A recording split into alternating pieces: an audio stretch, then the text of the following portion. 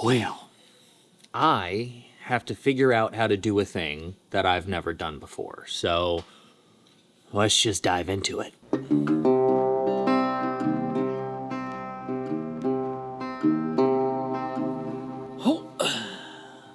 Well, I could sit here and set up the stakes for minutes. Well, let's be real, it's me, so many minutes. But the problem at hand is very simple. We've all been told for the entirety of our woodworking careers that you always have to veneer both sides of an object in order to prevent it from cupping or warping over time. And that is true, except when it's not. And, well, I need to figure out how to veneer just one side of a piece.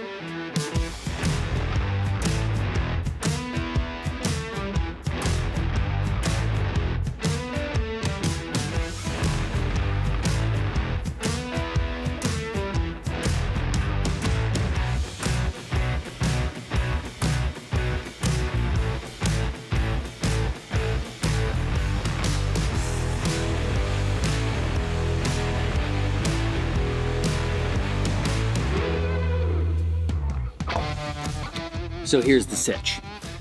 I'm about to make a table, and it's gonna be a little hall table. It's gonna be made of ash. It should be lovely. I gotta do it as a concept piece before I teach a class on it. And I want to veneer the top, but I also want to make it out of solid wood. So I'm going to employ a technique that some of the finest craftsmen that I don't know personally, but do know of and fangirl a little bit about,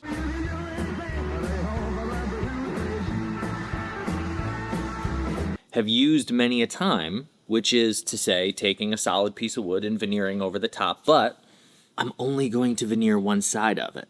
And that goes against all practice, except for the fact that it's been done many a time over many a decade, and there haven't been warping issues. And we're gonna get into kind of the how and the why, and why veneering over solid wood is different from veneering over a substrate like MDF or plywood. We will get into all of that, but for right now, the biggest issue at hand is not the fact that I'm only gonna veneer one side of this, but that I'm going to do it with an adhesive I don't like working with. Yeah, no, I know this stuff sucks, which is why I don't want to use it, but it seems to be the best stuff to use for this application, so let's just run some experiments.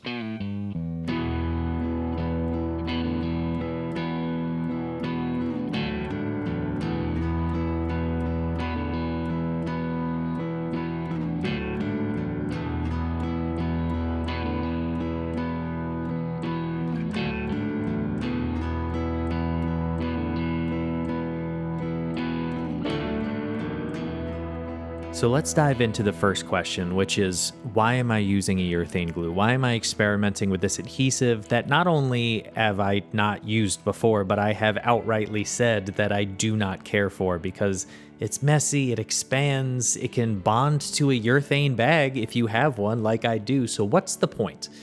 The main point is that it doesn't add any moisture to the substrate. It is not water-based and therefore won't expand one side of the substrate, which is a big advantage over, say, a Titebond 1, which is water-based and will expand the substrate. Now, you can get flat surfaces using a Titebond 1. I've done that many a times. I just did an entire project using Titebond 3, so it can be done. But it's a little bit harder, and if you're only veneering one face, then you have an entirely new set of issues to deal with. Side note, by the way, maybe don't leave your vacuum pump on top of your table saw as you're pressing so that it can vibrate right off and fall, and then you have to make an emergency repair in the middle of a press. Just a word to the wise. That's all I'm going to say about that issue. But the other question is, why not use Unibond 800, which is kind of an industrial standard. It's a urea resin glue, and that's totally fair. The main reason is I can only get it in gallons, and there's no way I'm going to use a gallon before the stuff goes bad, so might as well explore polyurethane glue.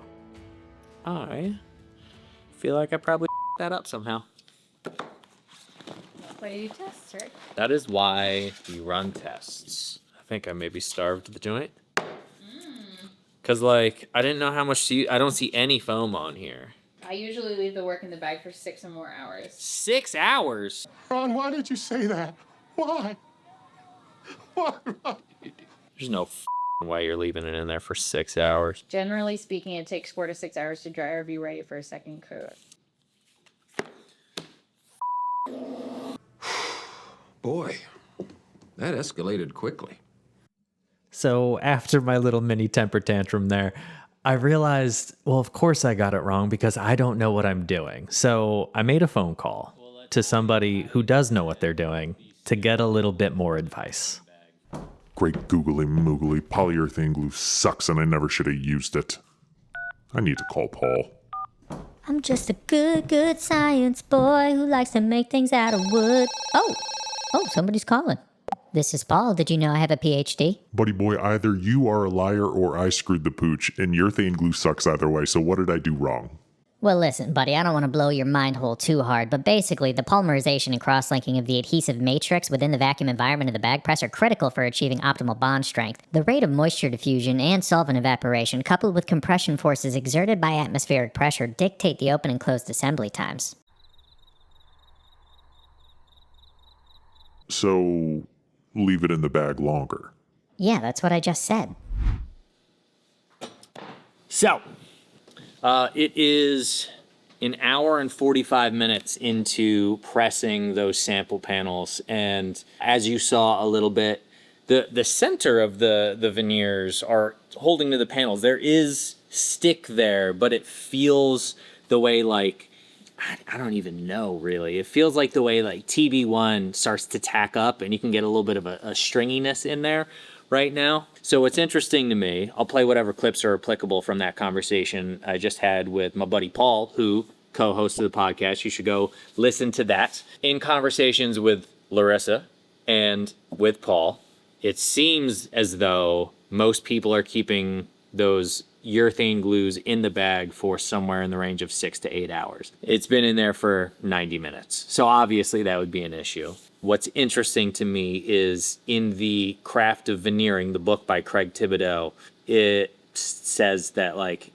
2 hours should be enough. So I don't know. I'm going to be in the shop for at least another hour and a half, so I will leave it in there at least that long, take it out, see where it's at then, and we can reassess.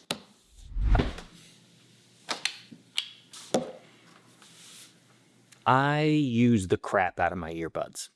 Whether it's in the shop to protect my hearing or out on the go when I'm editing, good, affordable earbuds are a must for me, which is why I got the everyday earbuds from Raycon.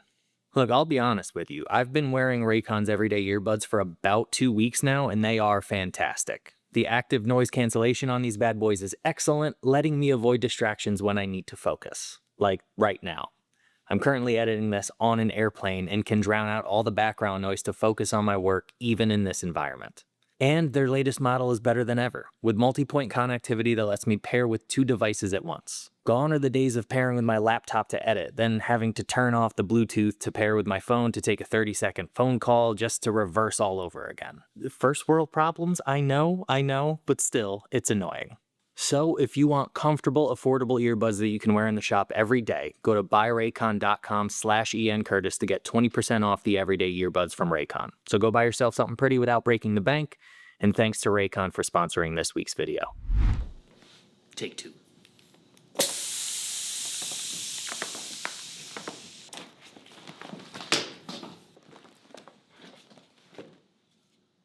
Okay, that's better. Okay.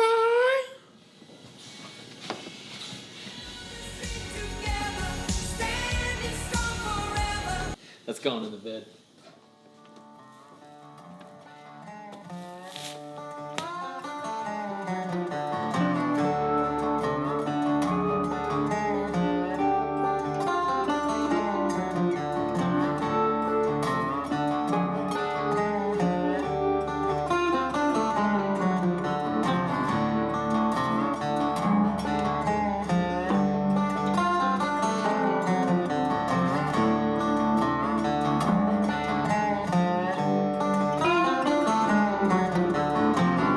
So it looks like everything's coming up aces. Everything is flat, everything is clean, and the adhesion from the Gorilla Glue or the urethane glue is delightful. So I'm feeling good about taking this technique from the sample stage to the project stage. Now, that brings up the question of why. Why am I running all these samples? What am I actually doing? In brief, I'm about to make a haul table.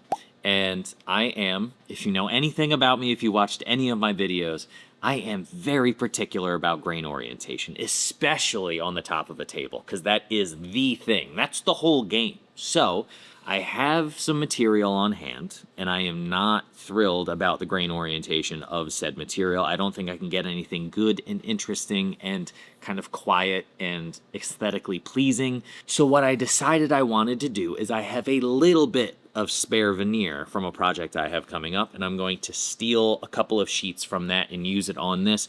But I don't want to steal too much because I still need to make the other damn thing. That's the important thing. This is a teaching tool, hence the problem at hand. Now we will get into why veneering over solid wood is different from veneering over sheet goods, but that is not this time. Now it's time to do some woodworking.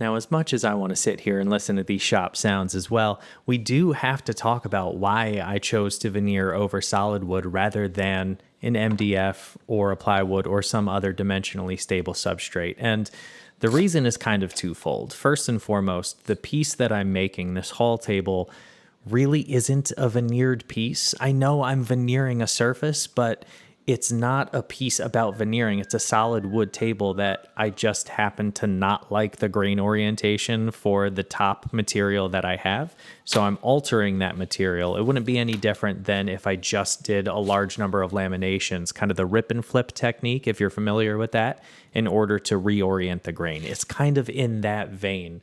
And keeping it solid wood, it allows all of the usability, the workability of solid wood pieces, and I'm just adding a 16th on top of a different veneer, a different species. Nope, strike that. Same species, different grain orientation. And the second reason is if I'm only going to veneer one face, I can't use a substrate like MDF or plywood because plywood, for example, is always layered up in odd numbers. So the outermost laminations or veneers are facing the same orientation. And if I add one, then they're going to be in different orientations, and that's going to add stresses as each one of those expands and contracts with the seasons. And MDF is going to absorb moisture from the environment in different ways than wood does. And so over time, that's going to lead to differentials, stresses, warpage, et cetera, et cetera. Whereas, even though I'm only veneering one face, they are both wood. And so they will absorb and let go of moisture with the environment over time at the same rate, especially because they're the same species, hopefully keeping it flat over time.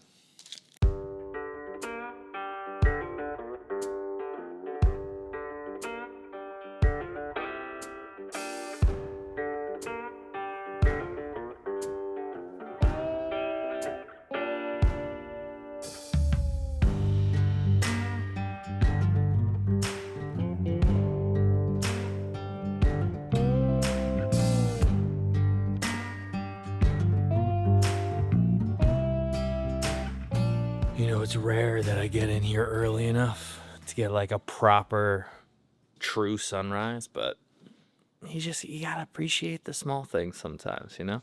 Especially when it's 6:45 on a Friday. So, let's talk about woodworking though. Oh yeah. Oh yeah. Give the old flop test.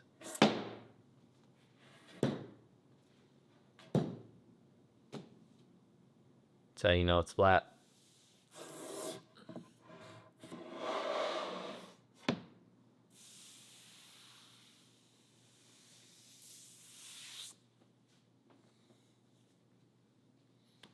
So now, Now I leave for 2 weeks. So what I'm gonna do is sticker this, make sure that there's airflow all the way around it. And we're going to run the actual test, because if it stays flat for 2 weeks in this environment without finish on it, this thing is going to stay flat. That's just all there is to it. So let's run an experiment.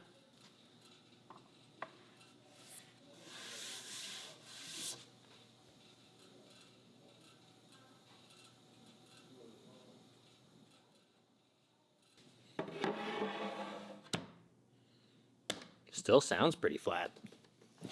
So it has been exactly 2 weeks, 2 weeks and a day, in fact, since I first laminated this, veneered just the one side. So we need to check how flat it is to see if this is a viable technique, really. So I've got the trusty handy dandy Starrett straight edge here from my 12-inch rule, or my 12-inch square rather, and dropping it on here. That side is dead flat. What's interesting to me is this side versus this side. This side, dead flat. This side has the tiniest little bit of an arc to it, or a cup. Yeah, a crown a little bit on this side. And then down here, it seems to be a little bit more even in its cuppiness. That's a word. I promise that's a word. But it's still pretty damn flat. Like, to be honest, this is way flatter than it would be if I had just veneered one face of a substrate like MDF or plywood. So I'm quite happy with that. So here's what I want to do. I've got 6 days, 5 days before I have to leave again to go teach a class. And what I think might have happened to create that tiny little bit of cupping is this had pieces that were stickered on top.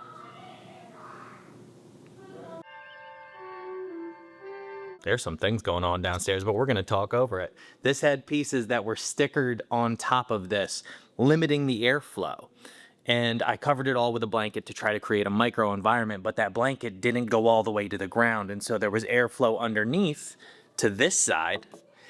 And given that this is such a dry time of year and the heat was on, it may have slightly shrunk that underside and not had the same opportunity to do so to the top side. So we're gonna see how flat we can get it. And if it remains flat enough, then I don't have to veneer the underside.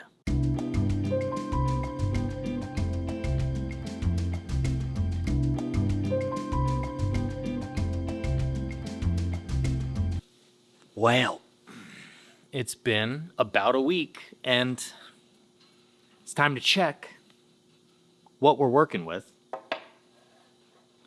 Now this side, dead flat. Woo. Guys, that's pretty flat. That's pretty flat. Let's take a closer look. The center of this board is absolutely dead nuts. That's not going anywhere. Part of what's interesting about what's happening with this is one side stayed dead flat, and as it moved, it slowly got more and more cupped, but only on one board. So I believe it's this board had a very mild cup on this end. This board stayed dead flat across the length, which leads me to believe that any issue with movement on here was really more about the material I used for the substrate and the internal tensions that were happening in that board. But right now, dead flat on this side, dead flat in the middle. I mean, you don't get flatter than that. So let's take a closer look here. This is the warped side, as it were. I mean, guys, you see, it's not zero movement, but you can see that it is a negligible amount of movement. It is essentially zero. And on this side, I mean, there's no movement whatsoever. It is absolutely dead flat. So in conclusion, there's kind of two things I would say. Number one, if it's flat enough to do accurate joinery, then it's flat enough. The world is an imperfect place. I don't know if you've been able to tell that lately, but it is true. The world is a very imperfect place, and wood is an imperfect material, and that's what gives it its beauty and its liveliness and its interest and what makes it engaging, but it's also what makes it difficult to work with sometimes. So how flat is flat enough? Flat-ish. What did you say? And the second conclusion I'm going to come to is whether or not veneering one face is a viable technique. And I'm going to say, yeah, it's a viable technique. I have this piece that I veneered both sides of, and it is flat. And I have this piece, which I veneered one side of, and it's also flat. And both of them are flat enough. So this is not a technique that I have mastered. There is definitely room for growth on my end, learning how better to manipulate this material and get better, more accurate, more reliable results each time I do it. But that's why we do this thing. It would be really boring if I knew how to do everything I ever tried to do. There's no interest there. So I think first time I did it, I'm going to call it a 92% success. It's a strong A- bordering on an A. There's a little bit of room for improvement over time and practice, and I will be revisiting this. But for right now, it's time to make a damn haul table. So friends, I trust this was interesting. I hope it was useful for you, and I hope it's something you give it a shot, because you never know what could happen when you explore a new technique, even if it seems weird. Maybe it's a thing you end up employing in the future in a specific instance where it could really save your butt. So I hope you get out in the garage, into the shop, into your maker space, go make a thing, and try to enjoy it if you can, because the world's topsy-turvy enough right now. I hope you get a few moments of respite and joy in there. And as always, until next week, cheers, friends.